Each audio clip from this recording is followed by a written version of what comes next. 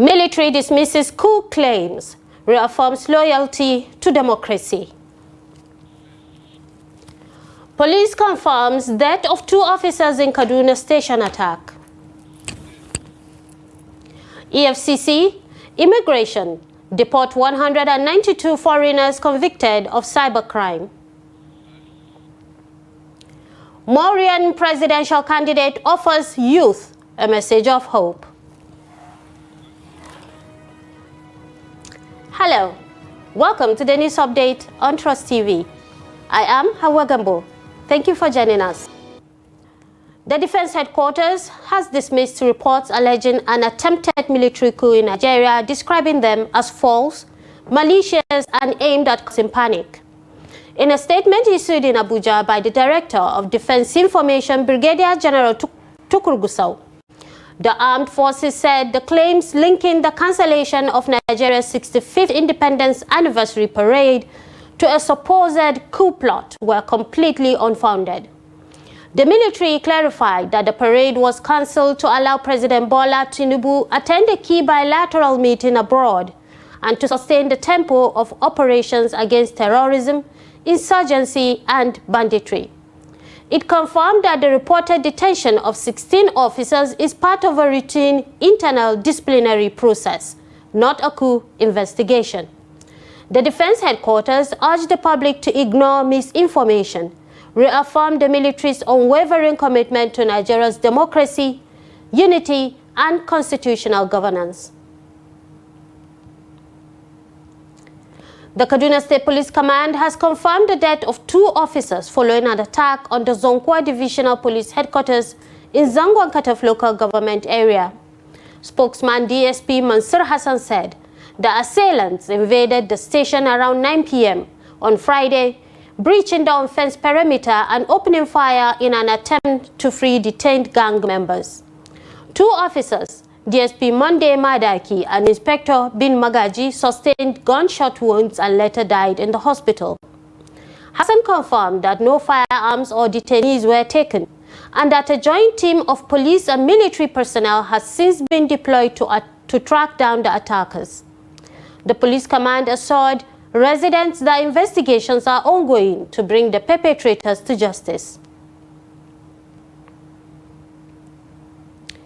Taraba State Government, in partnership with security agencies, has commissioned a vigilante group office in Jalingo, the Taraba State capital, to tackle the issues of criminal activities perpetrated by some hoodlums within the state. The event was attended by some government functionaries and traditional rulers in the state. Here's the report. Responding to complaints of residents of Jalingo, the Taraba State capital, the stakeholders and other relevant security agencies said the new security outfit will bring to an end the incessant security within the metropolis. I'm a ward head of this area. The mood of vigilante group operation has changed and it become fresh. Security will be strengthened seriously now. The ward head, district heads, and the Emirate Council will work together with the vigilante group to ensure security is intact within our locality. Before one can be appointed as a member of this group, they must be thoroughly sensitized to ensure they don't have any criminal records. The issues of insecurity has to do, that's what Obasanjo talked the other day, that most of the things that happens in insecurity is people who want to get what they eat, not even issue of religion. So, if somebody like you now, daybreak, you go to your office. When you have time for running up and down for uncertain activities. The Jalingo Local Government Divisional Police Officer, Jimo Ishola, and the Nigeria Security and Civil Defense Corps representative, Hafiz Abubakar, reiterated their commitment towards ensuring that lives and properties of the resident is protected and also give their total support to the newly created vigilante group for peace to reign among the society. Security is everybody's responsibility. That's why we have to join hands and work towards securing our neighborhoods. Because of that, no one is left out, and that's why the importance of having the vigilante group is very paramount, and the importance cannot be overlooked. And because of that, I would say we urge every one of us to work together and be able to secure our neighborhood, because they are closer to the to the community. They are closer to the grassroots. Na cikin anguwa har da bayan gari. Duk jami'in tsaro da yake kasan nan idan yana neman information. The vigilante group is to support security in discovering bad acts in the society. They are really trying. We are advising them not to use the opportunity of their security uniform to achieve their personal interest. Security will not take it lightly to offenders.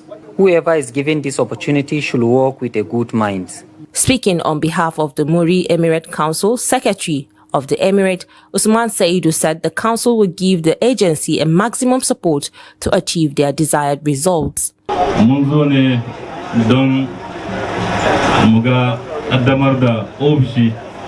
We are here to commission the office and appoint new commandant of Jalingo Vigilante Group, Nasiru Bako. We thank God for creating the group to support other security agencies in protecting lives and properties of citizens. Vigilante Group are indigents of the town, and they know every nook and cranny of the town. They know the criminals' hideouts, unlike other securities agencies that may not be indigents of the town. Some are brought from Kano, Lagos, and different parts of the country. Vigilante groups have no fixed salary from the government. They are doing the job for the sake of God and their people. Head of Local Government Administration and the Vigilante Commander promised to collaborate to bring sanity to Jalingo. The critical stakeholders that the team will work with them is the traditional rulers, the security, the local government, and the people at the grassroots. So the local government chairman is calling you to maintain this ethic of working with these critical stakeholders so that your work will not record favor in your work. I have been in this work for almost 20 years. Wherever criminals hide, we will fish them out and bring them to justice. This is why we are always trying to eliminate those who don't have a real mind among us. We are warning criminals to come and meet us. If they don't have anything doing, we have jobs for them. The security agencies called on the citizens to report any suspicious movement within their areas. The World Bank President, Ajay Banga, has cautioned that Nigeria's fast-rising population, projected to increase by 130 million by 2050, could fuel instability and unrest if economic opportunities fail to keep pace with the growth. Speaking at the 2025 IMF World Bank annual meeting, Banga warned that Africa's explosive population boom, particularly among the youth, presents both a historic opportunity and a looming risk. He said that without deliberate global and domestic action to create jobs and harness the continent's demographic dividend, youthful optimism could turn into frustration, driving insecurity and mass migration. Banga noted that by 2050, more than 85% of the world's population will live in developing countries, with Africa emerging as the demographic epicenter. He projected that 1.2 billion youths will enter the global labor market over the next 15 years, competing for only 400 million jobs, leaving an 800 million employment gap worldwide. The World Bank chief revealed that the institution has expanded its financial capacity by $100 billion through new partnerships and instruments, and is implementing the IFC 2030 strategy to mobilize private capital for job creation in developing nations like Nigeria. With Nigeria's population now estimated at 237.5 million and over 60% under the age of 25, experts warn that without urgent reforms in education, employment and infrastructure, the country risks turning its demographic advantage into a destabilizing burden. The Senate has expressed its displeasure that the agreement between the federal government and the Academic Staff Union of Universities is yet to be implemented. The chairman of the Senate Committee on TED Fund, Senator Muntari Danduzi, conveyed the Senate's feelings while presenting the resolution of the committee with the leadership of the academic union in Abuja on Friday. Here's the report. Senator Danduzi stated that the committee agreed to convene a meeting between the government agencies and ASU, most especially the Ministry of Education and Nigeria University Commission, and the ongoing negotiation as soon as possible in order to resolve the lingering problem. The Senate equally agreed to meet with the Minister of the FCT to ensure the return of the University of Abuja landed property taken over from them. The Senate is not happy that the agreement by the government to ASU has not been fulfilled. The Senate agreed to convey the government agencies and ASU, most especially the Ministry of Education and NUC, for a negotiating as soon as possible so that we can resolve this lingering problem. Senate agrees to interface with the Minister of FCT to ensure Universities Abuja land which is not taken from them.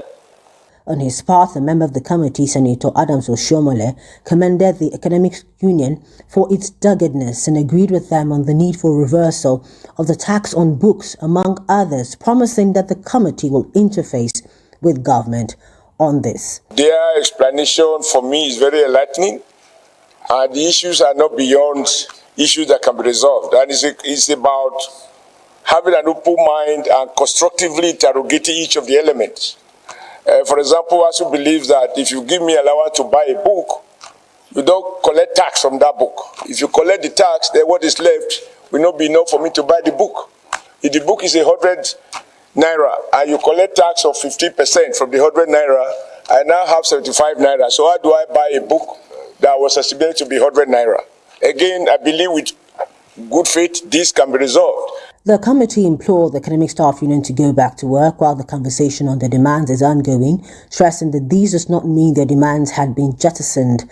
Speaking earlier, the national president of Academic Staff Union of Universities, Professor Christopher Piwuna, charged the Senate to assist in increasing funding to universities, adding that this would improve the nature and quality of research being carried out. He challenged the Senate to push the government to increase funding in the universities and will see if there will be a strike again. Sir, if you help us as Senate to improve funding to universities, you will see what our researchers will produce. We challenge the Committee on Tertiary Education and indeed the entire Senate to try us and see. Just try us and see. Push government to increase funding to universities and see whether there will be strikes in this country. The ASU national president restated the commitment of its members to remain in the country and contribute to national development. Troops of the Nigerian Army's Division Sector 3 Operation Fansanyama have rescued 21 kidnapped victims during coordinated operations in Kwara and Kogi states. In a statement issued in Ibadan on Saturday, Lieutenant Colonel Polycarp Okoye, Acting Deputy Director, Army Public Relations, said the successful mission was conducted by personnel of the 12th Brigade Lokoja and 22 Armored Brigade, Ilorin, on Friday. The victims, abducted from various locations across both states, some held for over 4 months, were freed following intensified military offensives that forced the bandits to abandon their captives. The rescued individuals, many of whom were weak and exhausted, were taken to a military medical facility for treatment and will be reunited with their families after full recovery. The General Officer Commanding GOC of the division commended the Nigerian Air Force and other security agencies for their synergy and directed troops to sustain the momentum toward restoring peace across Kwara, Kogi, and neighboring states. The Independent National Electoral Commission (INEC) says it will conduct a mock accreditation exercise in a number of states to test the performance of the upgraded bimodal voter accreditation system BVAS ahead of the November governorship election.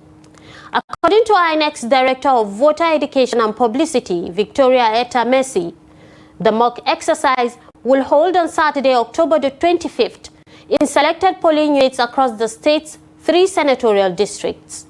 The exercise aims to assess BVAS response time and the efficiency of result uploads on the INEC result viewing IREF portal. INEC urged voters in Auka South, Idemli North, Oyi, Anambra East, Aguata, and Orumba North to participate actively, saying their feedback will help fine-tune election logistics. The Commission also announced that permanent voter card PVC distribution for newly registered voters will begin on October the 22nd and end on October the 26th. INEC reiterated its commitment to transparency, efficiency and credible polls as Anambra prepares for the 2025 governorship elections.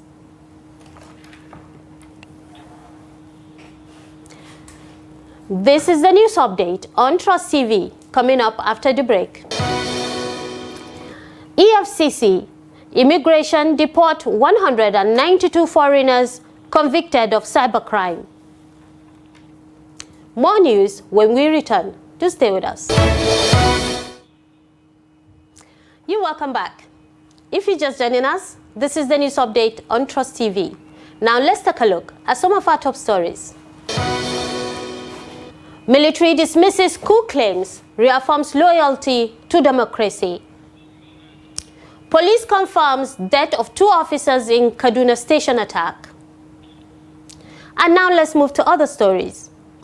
The Economic and Financial Crimes Commission EFCC, in collaboration with the Nigeria Immigration Service NIS and the Nigerian Correctional Service NCOS, has deported 192 foreign nationals convicted of cybercrime, internet fraud, and related offenses in Lagos State. The large-scale deportation, which began on August the 15th and concluded on October 16, 2026, saw the final batch of 50 Chinese nationals and 1 Tunisian repatriated, marking the end of what officials described as one of Nigeria's most extensive cybercrime crackdowns. The convicts were among 759 suspects arrested during a December 2024 sting operation at Oyin Jolayemi Street, Victoria Island, where EFCC operatives uncovered Gentin International Company Limited, allegedly used as a front for global online fraud and Ponzi schemes. Investigations revealed a network of identity theft and international financial scams, with many more of the foreigners training local recruits and managing digital platforms that targeted investors worldwide. Following their conviction by the Federal High Court in Lagos for cybercrime and money laundering, the deportations were carried out under court directives in line with Nigerian immigration and penal laws. The EFCC confirmed that the offenders were nationals of China, the Philippines, Tunisia, Malaysia, Pakistan, Kyrgyzstan, and Timor-Leste. The National Agency for the Prohibition of Trafficking in Persons, NAPTIP, has rescued at least 121 victims of human trafficking in a series of coordinated raids across Nigeria since February 2025, according to a data. The agency's operation targeted hotels, apartments, and airports in Abuja, Katsina, and Kano, leading to 19 arrests and the disruption of multiple trafficking syndicates funneling young Nigerians to the Middle East. In February, NAPTIP intercepted 13 women en route to Baghdad, Iraq, allegedly recruited for sexual and labor exploitation. Similar raids followed in March, July, August, and October, uncovering trafficking rings that used travel agencies and unregistered recruiters to disguise illegal migration schemes. One of the largest operations in Abuja's Wusetu led to the rescue of 25 women awaiting transport to Saudi Arabia, while a raid in Kano freed 29 foreign victims from an apartment complex. On October the 1st, The agency arrested 5 suspects, including a retired senior law enforcement officer, during a special operation at Nnamdi Azikiwe International Airport, rescuing 24 victims. NAPTIP's Director General Binta Bello said the intensified raids form part of a renewed national onslaught against human traffickers, targeting recruitment hubs and transit points. Nigeria remains a source, transit and destination country for human trafficking, with many victims deceived through false promises of overseas employment. A group of Nigerians is advocating for the recognition of sign language as Nigeria's 3rd official language to foster a sense of belonging for the deaf community. This perspective was highlighted during the 5th Annual General Meeting and the 2nd Northeast Summit of the Deaf Association. The event was themed Breaking Communication Barriers in the Northeast, Sign Language Recognition as a Pathway to Inclusive Development.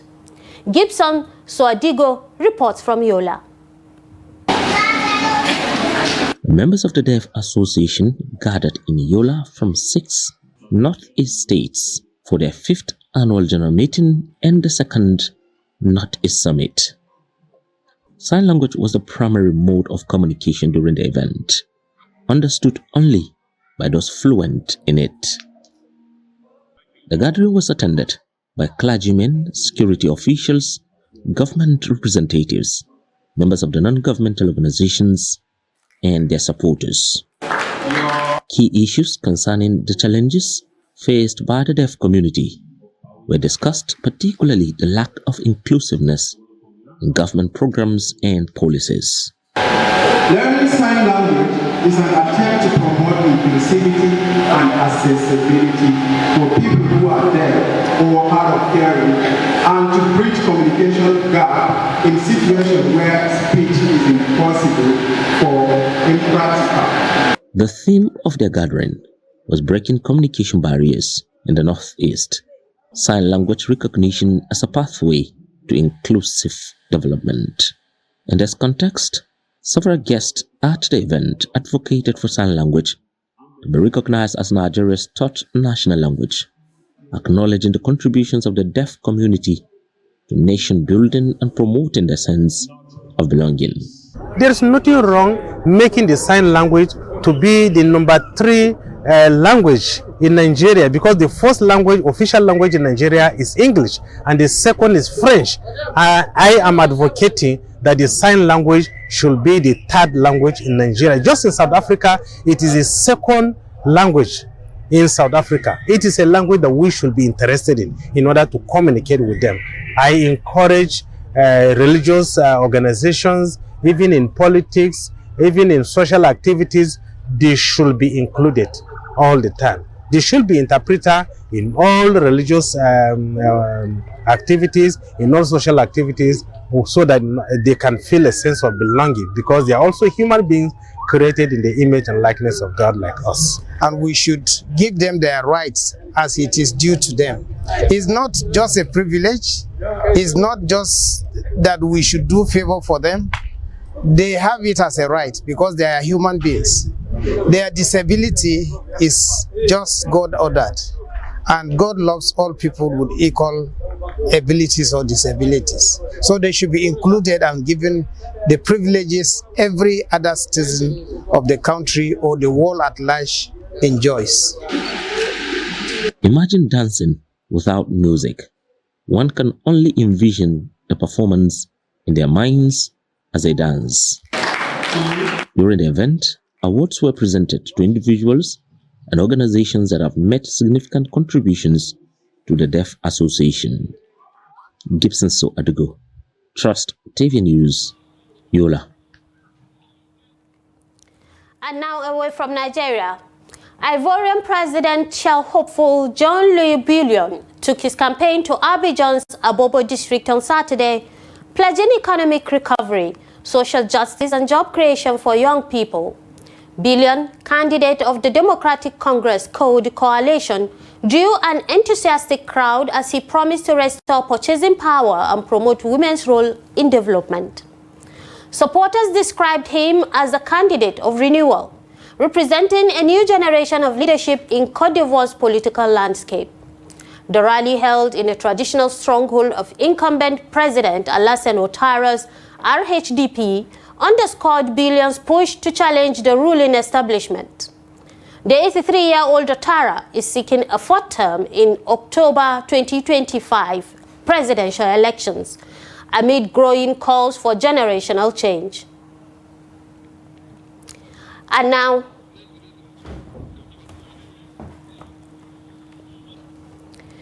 with that, we round up the news update on Trust TV. Do not forget to follow us across all media platforms and subscribe to our YouTube channel for a constant live stream of programs and documentaries.